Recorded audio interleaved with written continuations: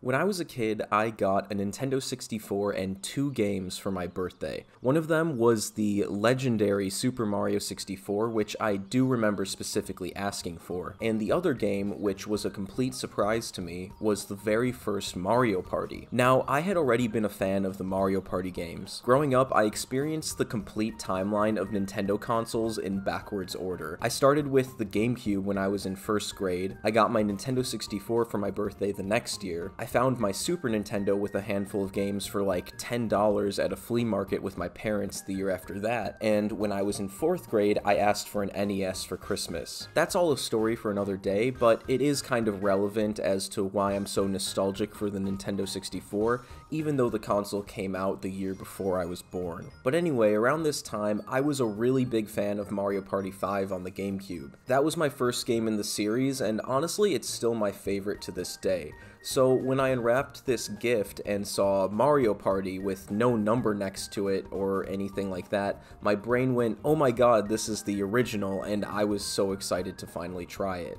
Unfortunately, my birthday happened to fall on a weekday that year, which meant I had school the next day. Now, my parents thankfully were never too strict about limiting the amount of games I played. I remember them at one point not letting me play games on school nights, but I think they kind of realized that it wasn't really having any sort of negative effect on me, and if anything, games kept me out of trouble. When I had games to play, I wasn't running around the house saying how bored I was and getting into fights with my little sister, but I do have a very clear memory of, for whatever reason, not being allowed to play my new Nintendo 64 that night. I think my parents gave it to me after dinner, and by that time of the night, they were just exhausted and didn't feel like helping me set up my new toy, but let's be honest here, I could have easily done it myself. They just probably wanted me to go to bed. I remember waking up the next morning for school, going into our computer room, as that was a thing when I was growing up, and just staring at the cartridge labels for both Mario 64 and Mario Party, and just thinking, I can't believe I have to go through a full day of school just knowing that these two awesome games are sitting here waiting for me to play them. The fact that I remember that more clearly than anything from that entire year of school speaks volumes, but I finally came home,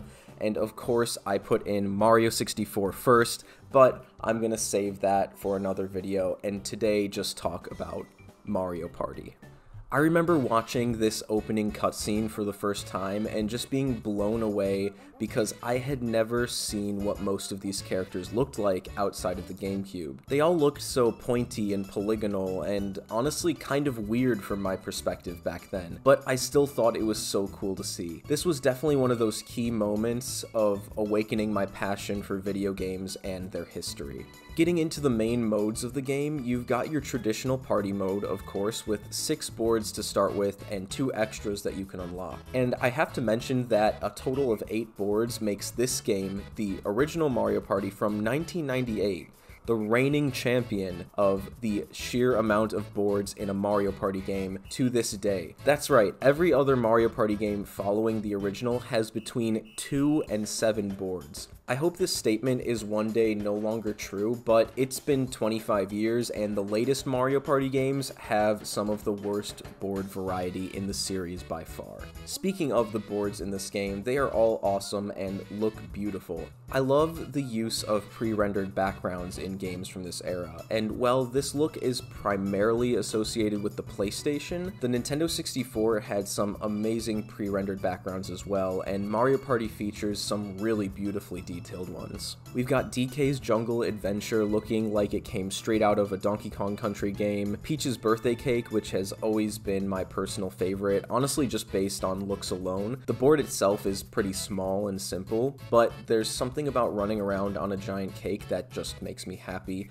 and we see a much more expanded sweets-themed level in Mario Party 5, but we'll get to that one another day. Yoshi's Tropical Island has you on this beautiful pre-rendered Nintendo 64 beach with giant fruit everywhere, and it kind of fits into the pirate theme that's featured in some of the mini-games here. Luigi's Engine Room has this pseudo-steampunk kind of style about it, and as a kid it always made me think that this was in some way some kind of precursor to Luigi's Mansion, and I just always really liked that about this stage. Then there's Wario's Battle Canyon, and this is a really bizarre war zone looking place that honestly feels like it doesn't belong in a Mario game at all, but that's what I love so much about it. You've got this realistic airplane and helicopter in the background that look like they're both about to shoot each other out of the sky, and also everything is being held up by strings like it's either a puppet show or taking place in a kid's bedroom like Toy Story. Either way, it's really unique,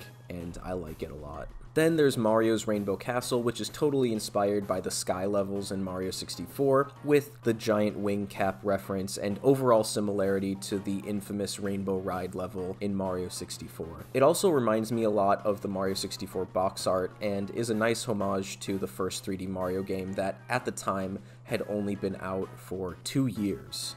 And finally, with the 2 unlockable levels, we have the very sinister Bowser's Magma Mountain with its scary face rock formations. I really love the look of this place. It's not your generic Mario fire lava level. This place looks like it wants to kill you.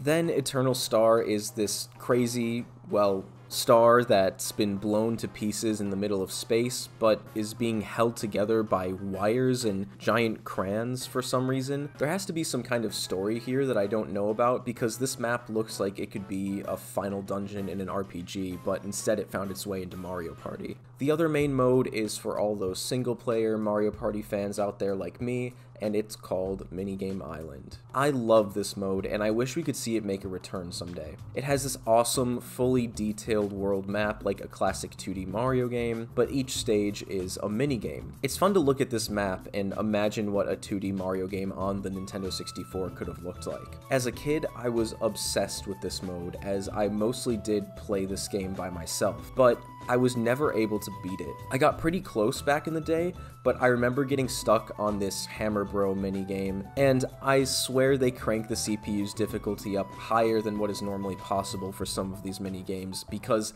even as an adult, a lot of these still took way too many tries. Like, some of them are so unbelievably hard. I thought I was just, I don't know, I thought I was just remembering it to be really hard, but no, this mode is insanely hard. And of course, the final challenge of this mode is what I consider to be the worst Mario Party minigame ever, by far, Slot Card Derby. I hate this minigame so much. I physically cannot do well in this minigame no matter how hard I try, and the Minigame Island version of it is even harder. I just end up wiping out no matter how carefully I try to accelerate, but somehow, after like nearly an hour of attempts, I managed to beat the minigame champion Toad, and once I did, it felt so good to achieve this childhood goal of beating this mode, but I don't think I will ever put myself through this again.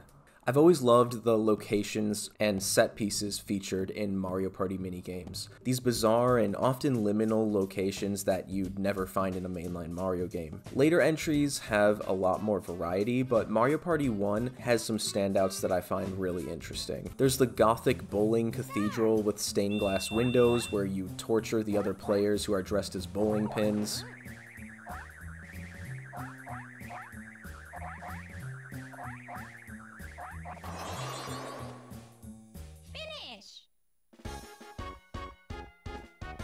Several locations that feature beautiful Nintendo 64 desert sunsets. This Muppet-looking theater for a rhythm minigame that has these really off-looking back sprites for some classic Mario enemies sitting in the audience. Then there's the inside of a UFO catcher that turns the other players into creepy doll versions of themselves.